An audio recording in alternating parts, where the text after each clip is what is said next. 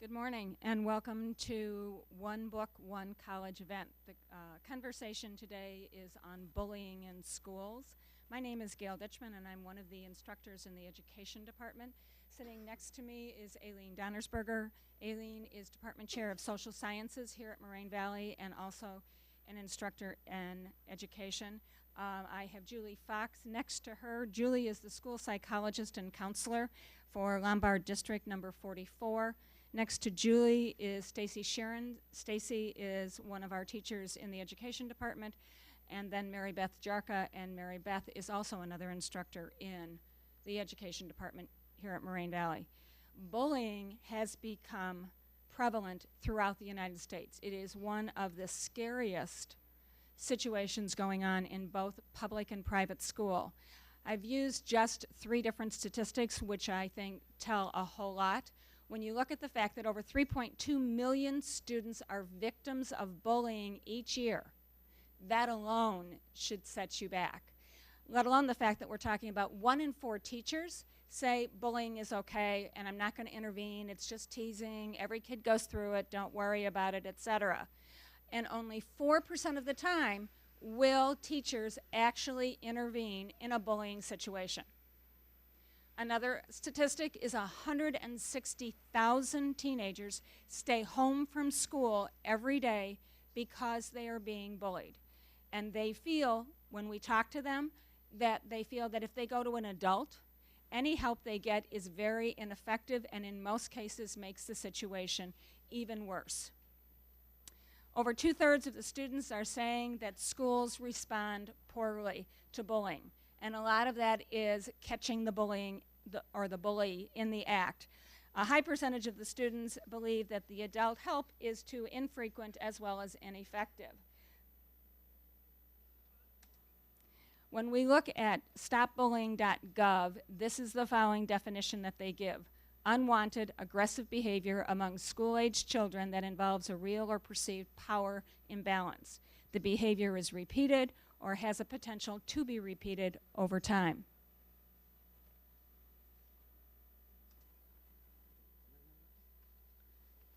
Hi. So there are many different types of bullying, and so 3 of them that we're talking about today are the body contact, damaged, physical bullying, or direct bullying. So that means that you can see it directly. Julie later on will discuss cyberbullying, which generally happens through the use of the computer, cell phones, and/or any other type of electric device. Wow, sorry about that. So this first slide is the physical bullying. And obviously, this is one that is very obvious. You can see it happening. And this is where you might have hitting, kicking, punching of a student on student, or many students bullying another student. And so that's what we call physical bullying. Another is the verbal bullying. And I'm sure you have seen or actually heard some of the bullying that goes on, and people may be targeted for different things that others may perceive as being abnormal, wearing glasses, having braces, and perhaps then they tease or insult using offensive remarks. Oftentimes you will have homophobic jokes, racist jokes, sexual orientation jokes, and I'll talk a little bit more about that when I get into the specific group that is being bullying. And then, of course, you have abusive or rude language when bullying as well. And then we have social bullying, which really impacts the social lives of many, many students. And this is spreading rumors that are very damaging to a person's self-esteem, creating untruths that run throughout the school and the neighborhood, which really then promotes to exclusion and excluding someone from certain groups.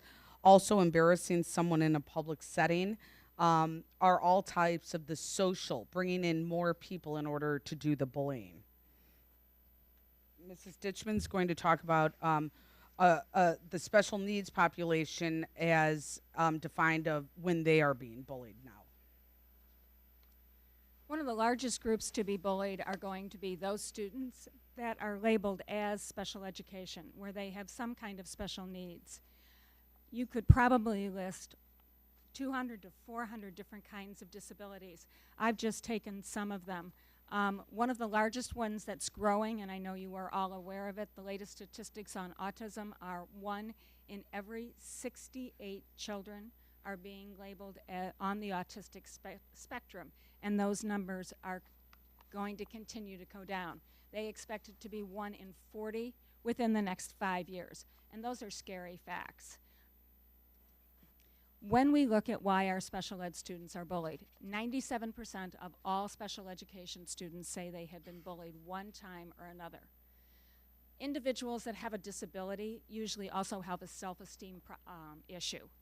Sometimes they're physically vulnerable. Maybe they're in a wheelchair, maybe they're missing a finger or something along those lines, but they look different, act different in some way, shape, or form. Many have challenges with social skills. One of my favorite stories that I have is I have a friend who has an autistic son. He was going into high school, so his mother, during his 8th grade year, went over every day to the high school parking lot, sat there, and watched what the boys wore and how they talked to each other. And then she went out and bought the clothes that all the other boys were wearing in high school so her son would look like everybody else, and they practice on how you greet somebody else, how you talk to somebody you don't know, that kind of thing, trying to help him to fit in and not be bullied into high school. There are a lot of intolerant environments, a lot of classrooms where teachers just ignore it. They stand up there, they teach, somebody's throwing a pencil or a paper wad or something along those lines, and it's usually at special education students. There's a lot of different ways. There's a lot of verbal. You can be called stupid, retard, cripple. They're mocked, they're made fun of. Kids call them all different kinds of names. And they expose them to things that need to be avoided, that maybe they don't understand. They might tell an off-color joke, and the student simply, the special education student doesn't understand it, but he goes on to tell it to somebody else, to a teacher, to somebody else, and then he gets in trouble. Why? Because there wasn't necessarily an intellectual understanding of it. Ways that we can prevent it, one is to engage our parents and talk to them. There's no question about that, that once we engage, we call home, we talk to a parent of somebody that's teasing or bullying or something along those lines, it absolutely is necessary.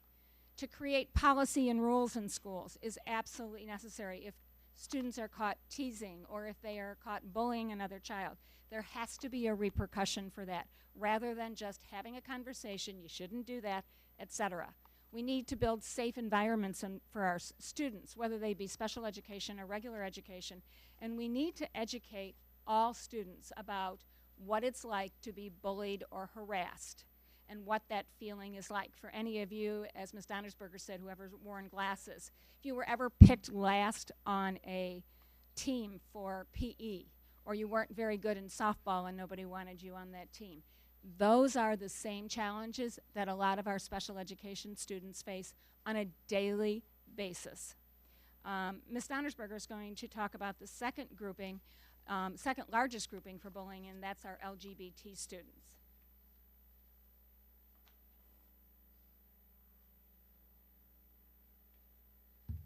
Currently, there is no federal laws protecting anyone in the schools regarding bullying, and so there is something called Title IX that many of you may be aware of, and that's, of course, providing equal opportunities for both boys and girls in schools, specifically oftentimes in the sports arena.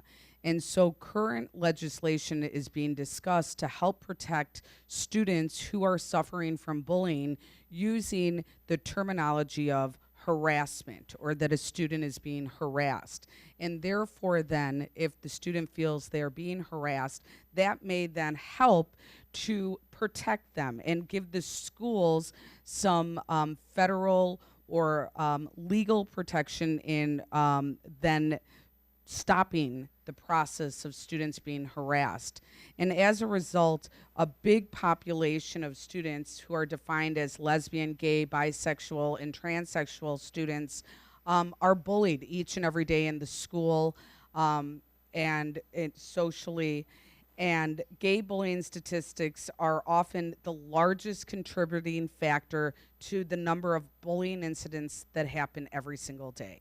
And so, much like the population of students that Mrs. Ditchman talked about, these are students that maybe people feel are atypical or not in the norm, and therefore they descend upon them to bully them, identify maybe their differences from themselves, and target them. And they become this huge population of students who are feeling really disconnected from the rest of society, and most important, the society in which they function in a school. In 2007, a study said that 86% of LGBT students said that they had experienced harassment at school during the previous year.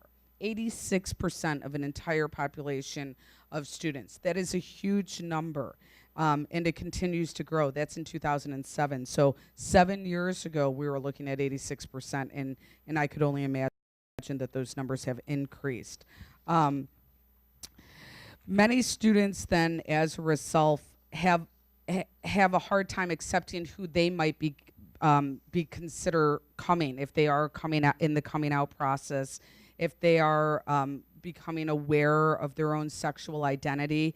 And oftentimes the bullying then prevents them from accepting their own realities. And so this is a challenge for all students. The health of students, LGBT students, and all of those that are bullied, but their health becomes at risk. Oftentimes, suicidal thoughts come into the brains and the minds of these students, feeling that they have nowhere to turn other than to perhaps end their own life, which is very, very scary. And 30% of suicides often are related to sexual identity crisis. So you have students who are coming and determining what their sexual orientation is, and then they're bullied on top of it, and then they feel the only natural end is suicide. And so it's a terrible pattern in which we are seeing in many, many of these schools. So you have these terrible thoughts, you don't know what's going on, and then what else is going to be impacted? Education, how students are learning at school. And so everything then, prevents or distracts these students from becoming educated, from getting or receiving the education that they deserve because of the other thoughts of suicide and bullying that they are becoming the targets of, or that they are then imposing on themselves. So it's very, very scary. Many skip school because they feel threatened, and they feel that they'll be harassed or their property vandalized. They're 5 times more likely to skip school because of the unsafe feelings that they might have because of their sexual orientation. About 28% of LGBT students feel they are forced to drop out of school altogether, which is more than 3 times the national average for heterosexual school students. So it's very, very important to recognize this group of people. They also feel there's a lack of support, and that's because they're reluctant to share due to the feelings of embarrassment, inadequacy, and they don't know who to turn to. And nearly 1/3 of LGBT youths who reported an incident to the school staff said that the school did nothing in response. That was from Make Beats Not Beat Downs in 2003. So the schools need to be responsive to this population of students. The students need to feel they can go to the school administrators and receive adequate, if not immediate, attention. And so hopefully the federal laws will change to include bullying. And I know that we're actively working, and legislators are working in order to include bullying as part of an overall federal education law. So now we will have Julie, who will talk about more specific types of bullying.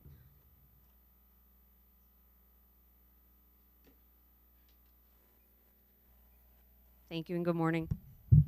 I always like to start out with common ground. Just take a moment and look at that slide. Students, children, and adolescents that bully often become adults that bully, and they engage in bullying in the workforce. So it's not an issue or an epidemic reserved for the K-12 population. There are different forms of bullying that were already reviewed.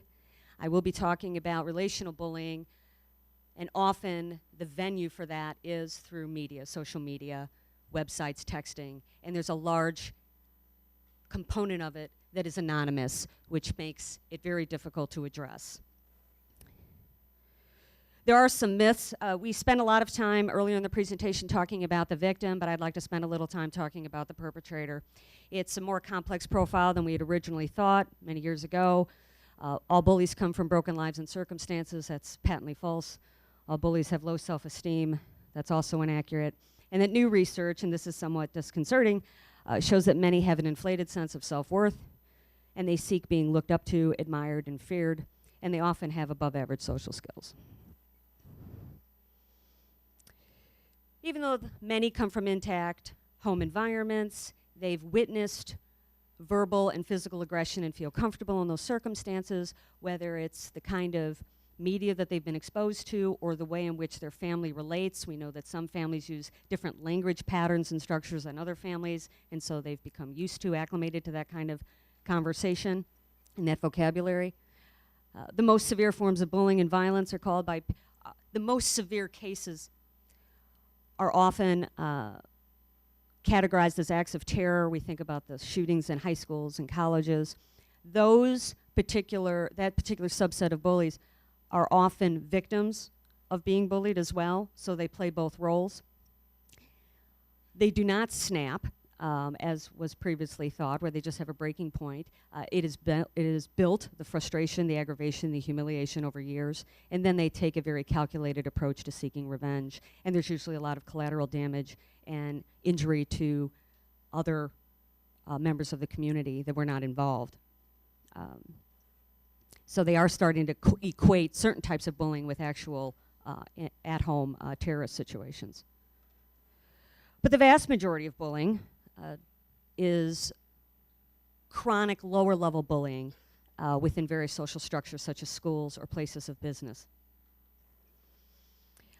I'm going to emphasize a little bit on the female, but this certainly has application to the male population. Typically, there's 4 different categories in a bullying scenario. You have the queen bee, the ringleader. You also have the sidekick, and there's a video, if you've ever seen A Christmas Carol, there's a great depiction of that circumstance where you have the bully, the sidekick, and they're preying upon a group of children.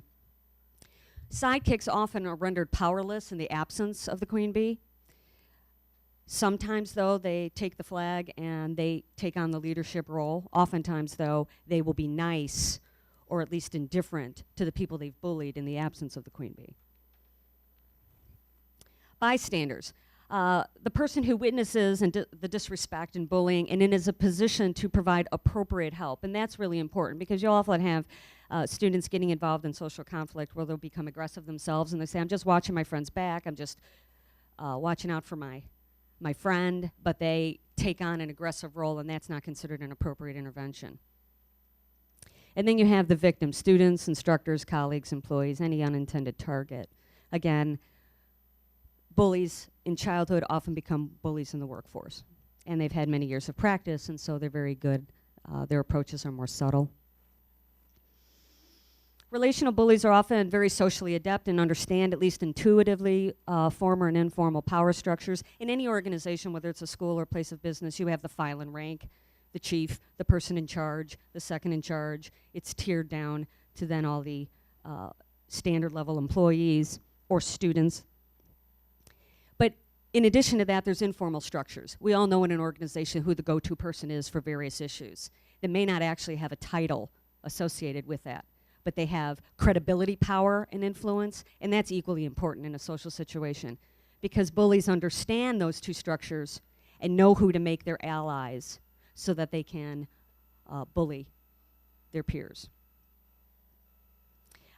Historically, we've been pretty good at detecting the bull in the china shop, the child that's physically aggressive, that's not missed on anyone. Many schools now are lit up with cameras. Certainly mine is no exception. There's nowhere I can go in the building that's public that is not videotaped live. The relational bullies have an excellent above average ability to make in the moment pro-social decisions that insulate them from accountability. And they become viewed as untouchable. A wonderful example of that would be girl A is bullying girl B constantly.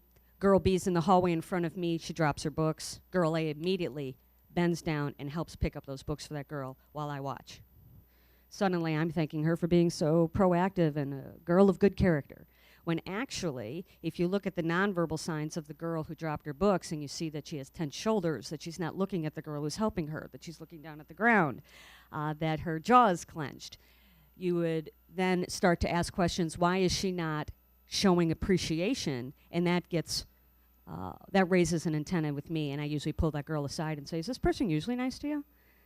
And most of the time they'll say, no, she was just nice to me in front of you. Anonymity is a real problem in electronic media.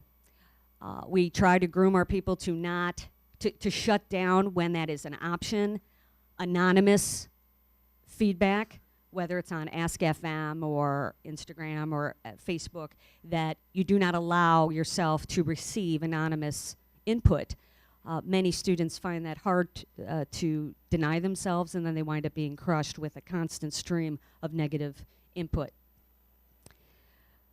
So that particular approach is used for what I would call the novice and the experienced bully, because of the chances of getting caught are so much decreased.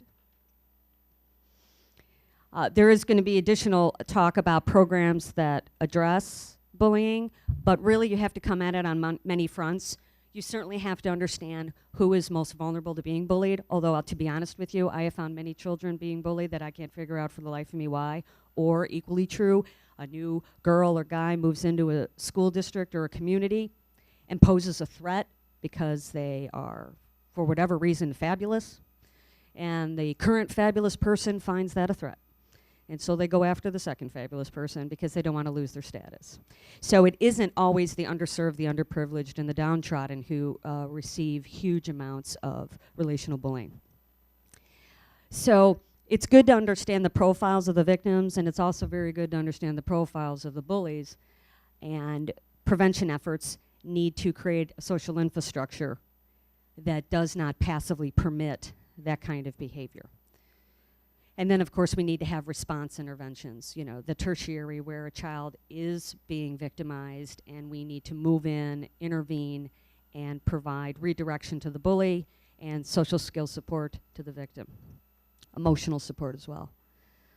So in any organization, creating a climate that doesn't allow for that kind of bullying has to fit the organization. So a program or a structure for a middle school might look different than a high school of 4,000 students versus 1,000 versus a community college where you don't have on-campus living and everybody commutes to the university versus a university where there's a lot of residential housing. All of these things impact the kind of program that you would adopt, the structures that you would create to insulate people from being victimized. And it has to be ongoing. So as technology changes and we go from wires to wireless and so forth, whatever system's in place needs to be adaptable to the changes in the organization. Certainly in a school, now they have high schools with a freshman academy. It's a separate facility from the sophomores, juniors, and seniors. That changes everything versus freshmen through seniors in one building. A middle school where all the kids are cross-pollinating is very different than if you have a 6th grade wing, a 7th grade wing, and an 8th grade wing. All of these things contribute to how social interpersonal relationships are managed in an organization. You need to have partnerships. Everybody's invested in the community, local businesses, public officials, law enforcement. Everybody has a stake in this situation. Certainly in our district, we have reached out to our local communities. And then budgets. Sadly, everything costs money. And so there needs to be some kind of financial outlay to support an ongoing community that is healthy for all participants. Staff quality, this is an interesting subcategory of industrial organizational psychology, and that is choosing staff that aren't predators. Good luck with that, right? And there's a lot of human rights issues with that. You got to be careful. OCR will be at you. But the point being that if we can reliably choose employees that will embrace the existing culture and protect each other, because in a public service organization such as this, the students are the students, whether it's at a community college or a high school or an elementary district. They come as they are. We don't pick and choose. But we do pick and choose our employees. And so within that area of power, making good decisions is important. So they don't, the bullies that don't leave an obvious trace are very difficult to catch. So how do you stop it? Well, the big thing that's under-discussed in the public media is empathy. Empathy is basically what prevents us from being naughty. At the developmental age of, let's say, birth to 9, it's I don't want to get caught, I don't want to get in trouble, or very rigid rules, that's good, that's bad. There isn't really a whole lot of world of gray. Empathy, charity begins at home, right? Empathy begins with how you relate to your family, okay? Don't poke the dog in the eye, don't hit your sister, how would you feel if that happened to you? These are the kinds of basic things that many children experience when they're being raised by whoever. But people that don't have a full appreciation for the emotional impact on another person are less inhibited to negatively impact that person. It is only when you truly find a gut-wrenching reaction to how that would affect them. Okay, so why don't I bully? Well, it's not because I'm afraid of getting caught. I'd probably be good at it. I've learned from the best, you know. But what keeps me from doing it is I don't give myself permission to behave that way towards others. So from a developmental perspective, Piaget, if you've taken an intro to psych class, you've learned about Piaget and Kohlberg and their extensive writing and research on the developmental levels that occur through the lifespan, including moral development. Frighteningly, not all people reach Kohlberg's stage 6, which deals with universal principles. No matter where you are on the planet, all of these are truisms. All people believe in this. Except for radical terrorist organizations, it's about understanding personhood and really understanding what it means to be human, and that's a very high level of development. And children can't get there without coaching. In the tween years, middle school, where I sit, moral judgment goes through that shift. It starts to go from rule-bound to focusing on intentions, the intentionality of my behavior and the intentionality of yours, and that right or wrong is it's based on rules, don't go over the speed limit, but it's also based on intentionality. Okay, so if you're driving 80 miles an hour because you want to get to the party on time, and the speed limit's 65, and I'm driving 80 miles an hour, and it's, you know, high-performance vehicle, dry pavement, good visibility, no traffic, and my dad has a closed head injury, and I'm trying to get him to the hospital, we're both violating the speed limit, but they are not the same. So that kind of thinking starts to emerge in the middle school years. Youth and adults need exposure to this kind of reasoning. Many children have empathy in their home, the backyard. To move your empathy outside your front door and into the larger community requires that coaching, because most kids will at least feel bad if their sister breaks their leg. But they won't necessarily feel bad if some unknown kid down the hallway breaks their leg, because they haven't been taught a higher level of empathy. So there are heroes among us that will stand alone and do what's right in a stressful situation, regardless of the negative outcome or backlash that comes to them. But in order to increase the number of heroes, and they are among us, but they're bystanders and they're afraid. Better you get bullied than me. I'm too afraid to get involved. In order to increase the courage of those people, we need to have an infrastructure that supports that kind of care and concern for each other. If they don't feel like the larger group, the larger structure has their back to protect, then they'll just continue to walk by as a bystander. And now I'm going to pass it over to Stacey, who's going to talk about programs.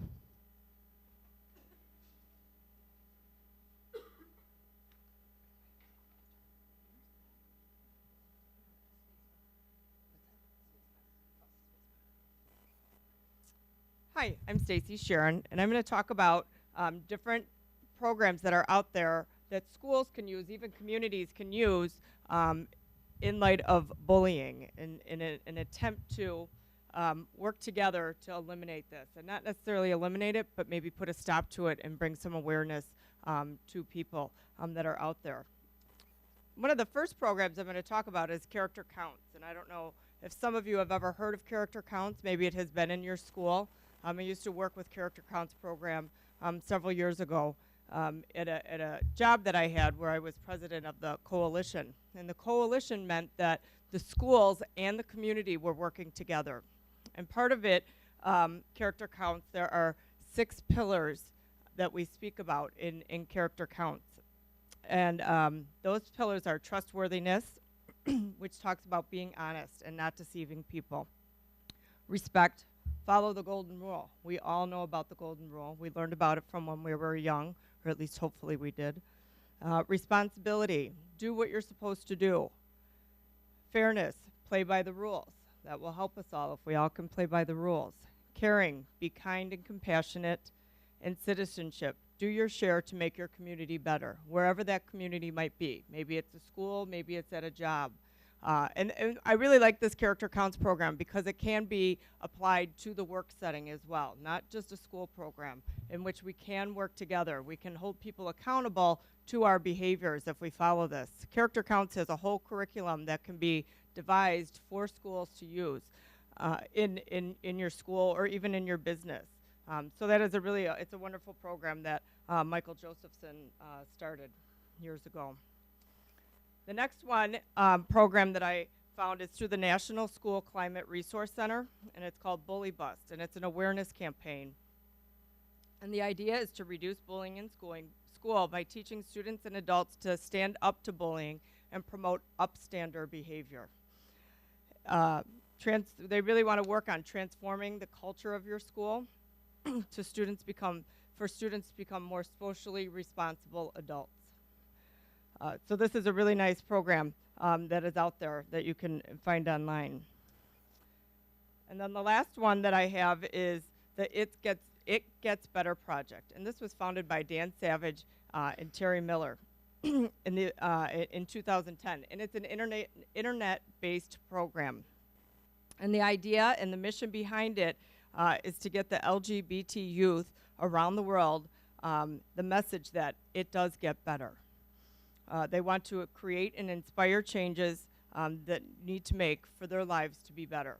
And so what they do in this program is people create videos. And up to date, there have been 50,000 videos that have been created that people load onto YouTube. And there have been over 50 million visitors to these videos for people to get the message out that they are not alone. It's really a support system for people to really help them find some peace in their life and to know that they can work through whatever they have to work through for themselves.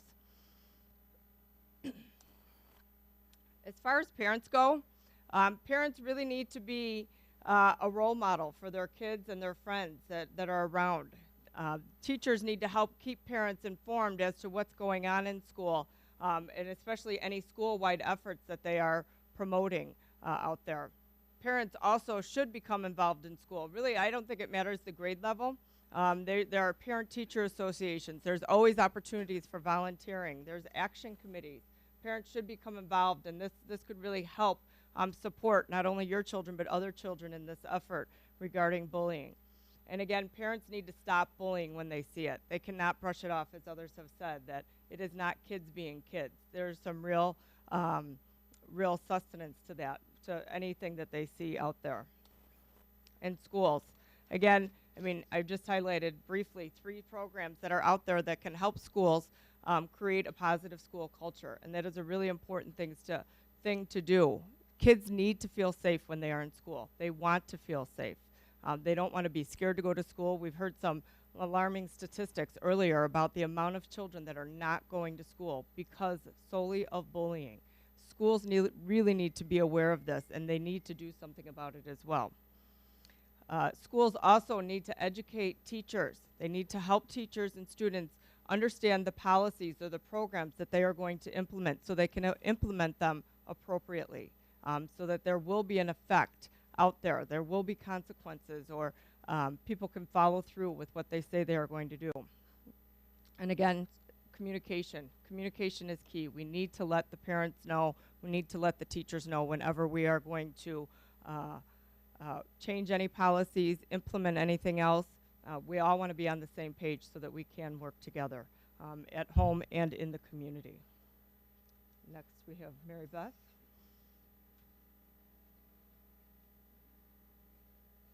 So what am I doing, just spacebar? Okay. Marybeth Charka, and I'm also part of the team here, the education department at Moraine Valley Community College. My second job is I work at CPS at Nathan Hale School. Not there now, part of this committee here today. So when we look at the next part of this, we're not actually going to look at all of the answers because we obviously don't have that, excuse me, but rather we're going to take time to look at what we can do in terms of helping our schools and our students kind of embrace what we can do internally. So I think what we've looked at so far in the panel is things that are going on externally, the bullying externally, and also programs being put into effect externally. So now I want to take the time to look at what's the answer in terms of what we can do for ourselves and train our students internally. Okay, so one of the quotes that I had up was that it's not about what life sends you, but how you react to it. So I think that's very powerful in the way that I know there's things in life that I have to address, but I've got to equip myself with those tools and techniques that I can do in order to kind of ward off the bully or to eliminate those situations that are going to make me uncomfortable or make myself feel insecure in those situations. So let's look at the different components I see that could be the answer that we're going to really kind of help children embrace those tools that will internalize some of these techniques to use. Is bullying, controlling people, part of life? As long as you are alive on earth, you will never remove difficult people from your life ever, states Shola Richards in his techniques reflected in the definitive guide for dealing with extremely difficult people. I came upon this guide, and you can download this. It's just a PDF, and and just Googled it in the effect that I wanted to look at some training techniques that would really help children. Now, as we go through these, oftentimes, it's really hard to teach children who are maybe 5 or 6 or 7 years old. A lot of these, if we employ these techniques, it might be for a more mature learner. But I think oftentimes, if we start with the younger ones, we can teach them that a lot of that control will come from inside. React by being proactive, being prepared to thwart off the bully. So again, what can I do? Because at the end of the day, it comes down to me oftentimes. We know we've talked about external programming, but we want to really teach children those things. Okay, first point is no one lives in a vacuum. Proactive techniques will help us in the effect that the behavior of a person is generally a direct result of the event that preceded the bullying. So oftentimes when a child picks on someone else or is unkind or wants to take control of a situation, that's a direct result of something that could have happened in their life 5 minutes ago, or could be a direct result of something that's bothering them from 2 days ago. We're not quite sure. But keeping in mind that those things happen because something is probably a problem for the bully themselves. Perhaps getting to know the bully in a different arena can help the victim understand why they act the way they do. If you're on the debate team with that person, but you see them act differently in school, sometimes you get to know them in a different setting and think, well, they're really not so bad. But obviously their personality might change when they're in a different setting. Taking the time to research his or her own background may lead to a better understanding of their actions. I know we talked about that's often not the case, but sometimes truly. Students come, people in the workplace come, people in a relationship come, where they're bringing some baggage with them that is truly impacting how they treat other people. Being proactive allows the victim to take the power away from the bully and return it to oneself. Ironically, in CPS, even though in our hallways it all talks about if someone's bullying you, slip the teacher a note, slip the administrator a note and let them know who the problem, where the problem is or who it could be. But again, right now they don't even want to use the term bullying. I think we've probably said it 100 times here today already this morning because they think the term is too empowering. So they want to talk about characteristics of what the bullying may be doing.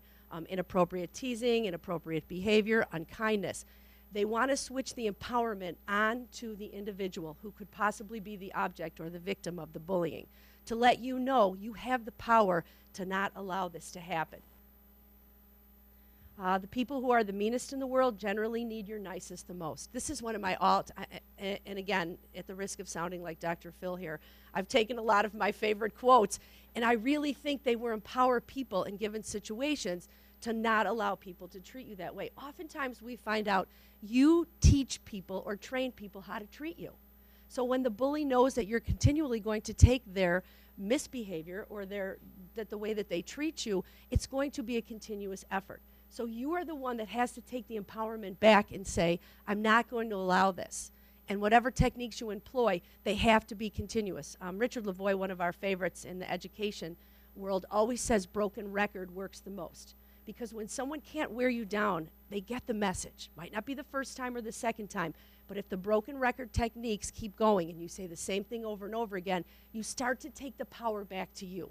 And I think that in the world where we need accountability, not that the bully doesn't, but you need to take accountability that I'm not going to let anyone treat me that way. And sometimes we train people, but we're unaware of it. It's more implicit than it is explicit. If you are being bullied, you are allowing it to happen. Okay, so the empowerment part really needs to come back onto the victim or the object of the bullying. Safety in numbers. What victims don't usually realize is that the bully is fueled by emotional responses. Crying, yelling back, running away, becoming physically ill is what the bully is hoping will happen. Another quote that I saw in our hallways, it's kind of inspiring every day to find a new quote, just like it is at Moraine, was that negative responses, okay, when you answer back, when you buy into negative responses, you will never have peace. And all you're doing is creating, again, that empowerment for the person that's doing that to you. The bully is only effective if the victim allows it. United we stand, you've all heard that, divided we fall. If the victims do not allow the bully to be successful, then the power of the bully fizzles. So the principal at my school took in, as Mrs. Ditchman had talked about, especially in the special ed classes. And in special ed classes sometimes, and one I was in last semester, there were children in there who had behavior disorders who were cognitively very bright. So they weren't in there for that reason.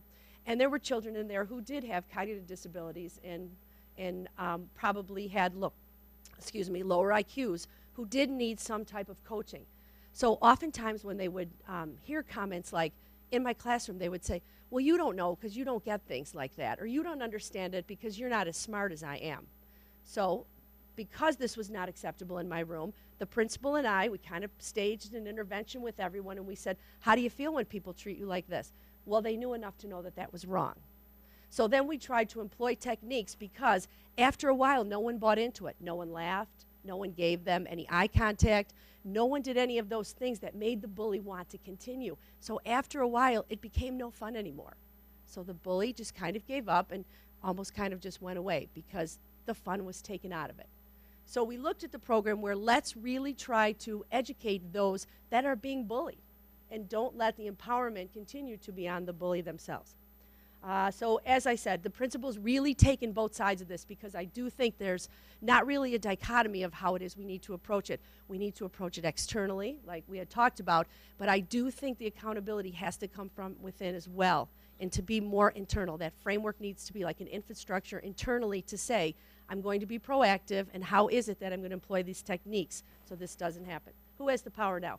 Making the world a more positive place isn't up to the bully. It's up to you to do the right thing, St. Shola Richards.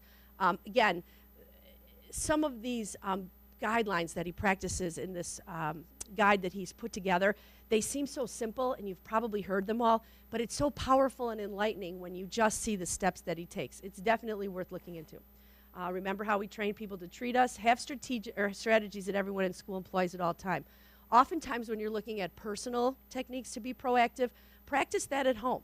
Okay, stand in front of the mirror. Have somebody say, oh, if somebody does this, what would you do? How would you respond to that? Sometimes walking away is the answer. Sometimes just saying no. But letting them know that your behavior is not acceptable.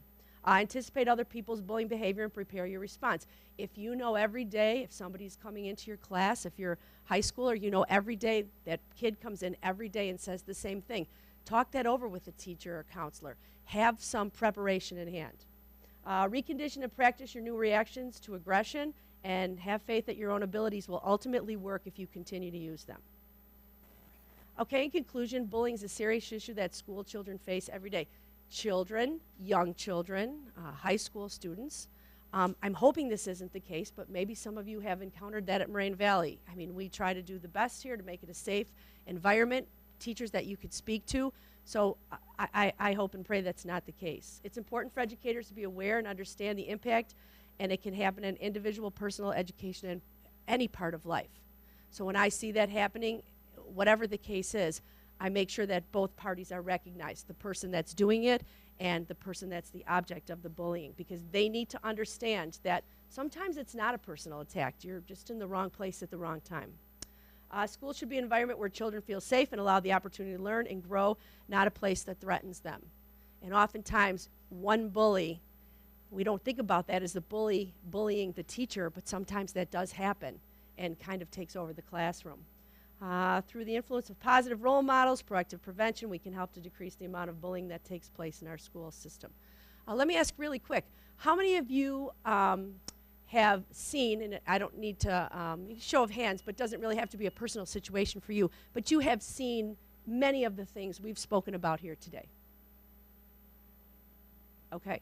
How many of you have ever tried to employ some techniques where you've really tried to say, this is about me? We talk about student responsibility and learner responsibility in education classes. Same thing for personal.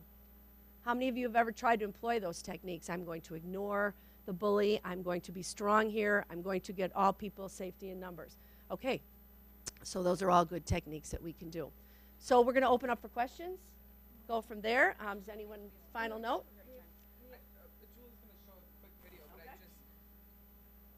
I did want to bring to your attention on October 6th, it's National Stomp Out Bullying Day. It's called the Blue Shirt Project. Many of you might be aware of it, but they sell blue shirts that say Stomp Out Bullying. And so that is October 6th. You can go online to stop bullying.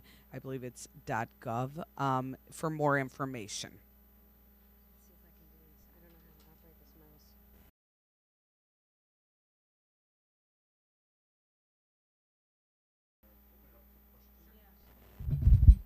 Okay, so we'll open up for questions from our panel folks, so turn on your microphones. And I'll come to you with the microphone for questions just so that everyone can hear and that we're able to hear you on the video. So who wants to go? Okay.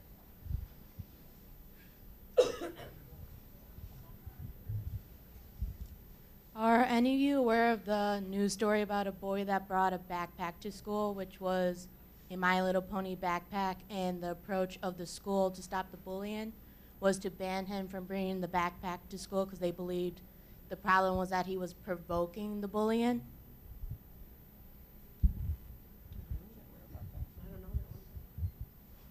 I did hear about the story, but I don't. We can't hear you.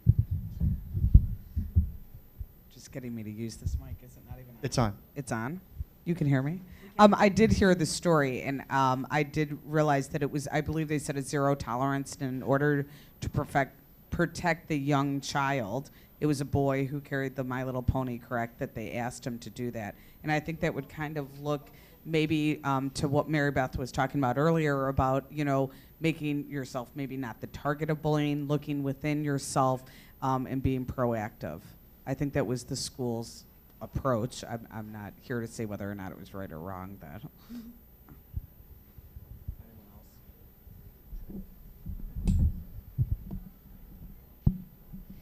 I think it's very difficult to answer that question without knowing the details. For example, if the child is not invested in the My Little Pony backpack, it's not his favorite backpack, I think that there's a conversation that needs to happen with that child.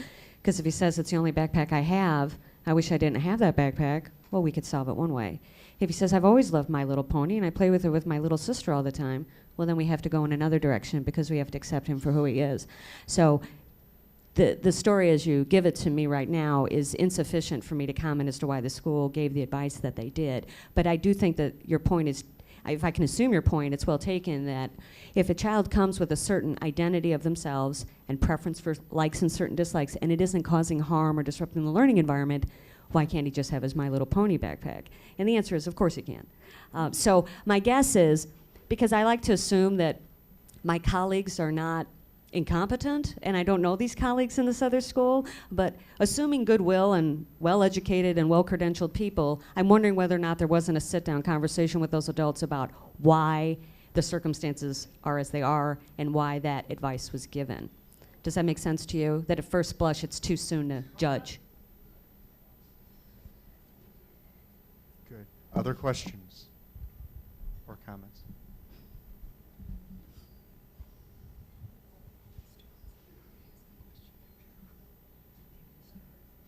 Really? Nothing? Do I see Haley's hand in the back? No, I'm just kidding. It's like class start calling. calling I knew she would. She's not even my student this semester. But if I called her out, she would say something. I guess I was wondering something while you guys were speaking. Something that I notice a lot with bullying with children, because I work with children, would be that the victim would be mostly scared to come forward about the bullying because they don't want to seem like a tattletale, which would usually result in more bullying. How do you think what would be the best way to solve that? I guess my perspective is everybody has grown up with thou shalt not narc, among kids in school. Everybody knows it because if you tell on somebody else, then you'll never be trusted. But I think at some point we try to work with our students on if it's hurting somebody else or hurting themselves, that you need to come forward in order to do that. And try to get away from that myth of thou shalt not narc that makes you untrustworthy. I did this in order to try to help. Those kinds of things from my perspective.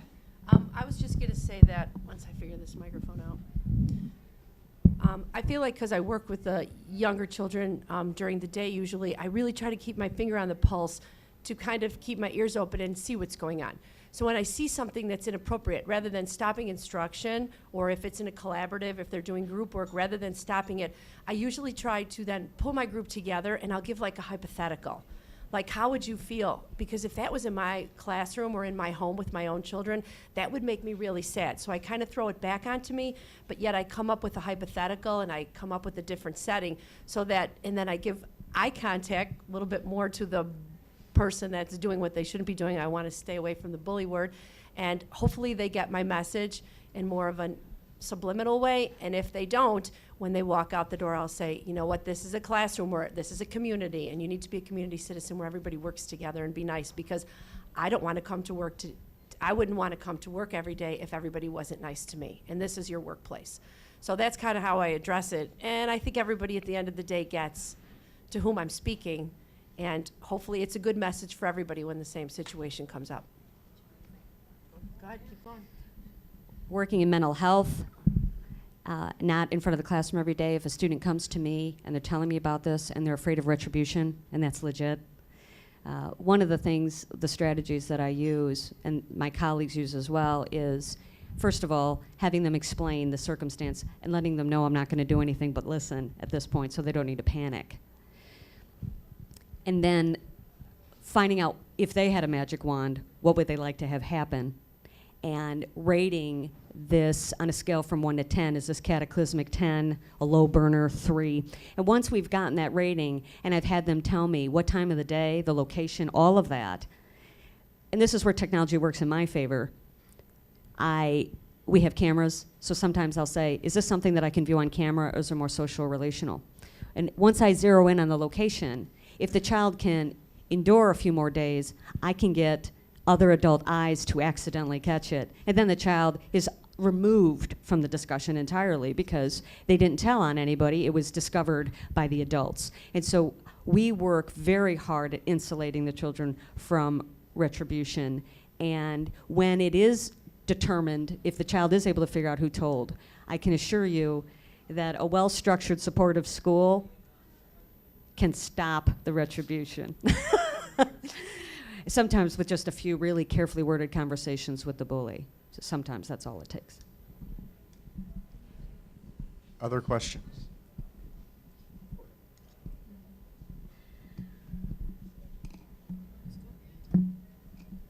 It was so complete that we have no questions. How about, okay, yeah. So when I was in junior high, we had this thing called like a bully box, which was kind of like this box in like the library where like you could put like on a sheet, like if someone was bullying you. I was just curious what your guys' input on that like solution as a form of like finding out about bullying, because from my perspective, I didn't know anyone who ever used it or anything like that. So do you guys think of it like when they make these like bully boxes that they're more of like a way for the school to say that, oh, we're taking action, or do you think they actually are working? I work in the schools, I guess I'm on this with you, as well as you. You know, the schools vary so much now with technology, and I'm very fortunate to work in a school district that the community supports the technology in the schools. That's an irrelevant approach right now because most of my kids have one-to-one technology iPads. They would simply email me. You know? Very private, no chance of being caught, and that additional opportunity for them takes away the need for the bully box. But there's a lot of schools that don't have those features, and so then they do have to have a venue. And before we had that, I've worked both pre and post technology, and we had a place for them to get a hold of us so that they could talk privately. And you don't know what you don't know, but I can tell you that we had a lot of children willing to come and talk to us and let us know what was going on. And this is where it becomes key, the bystander. I have a lot of bystanders coming and telling me, I'm too afraid to address this, but I can't stand watching it. If you go back to that video, the boy in the beginning, where he was grayed, and then he started to get the color in because he was a bystander and it was bothering him and he had empathy, but he didn't have the courage, so then he got grayed out again because he kept walking, and then he was looking at the ground in shame because he just couldn't take himself there. But he could take himself to another adult possibly that could take action. So. And when your school sets the culture or the tone or the environment, are people encouraged then to use the technology for that purpose? Yes. Yeah. Okay. And we do that at CPS. We have it for the younger children. And one of the goals is that if they have to reiterate what happened to an adult and the adult writes it down because they're unable to write at that point if they're primary kids, then it gives them time to like rethink what happened and then choose their words, and then the adult can question. So is this what you want to write down in the box? I know for our principal, the only concern she ever has is if it goes for the upper kids, oftentimes the bullying can occur in the bullying box because they'll not like somebody and they'll almost set up a scenario for the opposite way. So she's very, very tuned into how children's mind works, and I think it's definitely much more, it's a safer bet for the primary kids because they get to retell, they get to collect their thoughts. They're not, they always say never give a speech when you're angry. So they get to put their words down as they replay it, and yet it's more precise. I know for the junior high kids in the middle school, she's a little bit concerned about the validity of the complaint. Great. Other questions? Good questions. How about a round of applause for our panel members? Thank you. And a special thanks to Julie for coming in, driving down, giving her time for us. So thank you for that.